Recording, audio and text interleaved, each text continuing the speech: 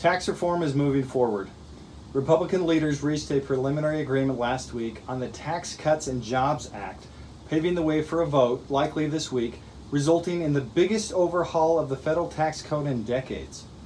Republicans feel additional urgency after Democrat Doug Jones' victory Tuesday in Alabama's special election for U.S. Senate seat. Currently, the House and Senate have two separate versions of the plan. The bill has been in a conference committee since last week to help the House and Senate versions of the plan come to some sort of compromise. The Republican members of the committee have struck a preliminary deal. While the bill's passage is not guaranteed, the GOP has enough of a cushion to get it through both chambers, and Jones' win is likely to light a fire under the party to get it done before he is sworn in, most likely next month. Here is a rundown of some of the big changes that are reportedly in the agreement. A slightly less generous corporate rate cut. The bill cuts the corporate rate from 35% to 21% starting in 2018. A lower top individual tax rate. The top individual bracket would drop from 39.6% to 37%. The estate tax stays, but raises the threshold to qualify from $5.6 million to $11 million. A 20% deduction for pass-through businesses.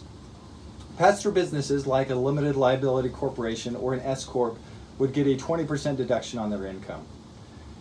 It expands the child tax credit from $1,000 to $2,000 per child. The loathed AMT is not repealed for individuals, but the exemption is raised from the current $86,000 to $109,000 for married filers. The cap for mortgage interest deductions has been adjusted down from $1 million to $750,000. The bill does not include the House's graduate student tax, which would have taxed tuition waivers for graduate students. They came to a compromise on the state and local tax deduction.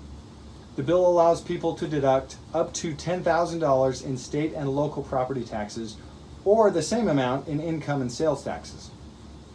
It repeals Obamacare's so-called individual mandate that assessed a fine for not being insured.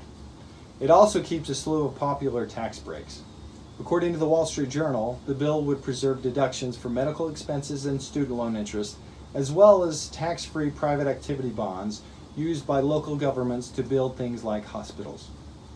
The majority of individual income tax changes will only be temporary, expiring on December 31st, 2025, setting the stage for yet another battle in 7 years.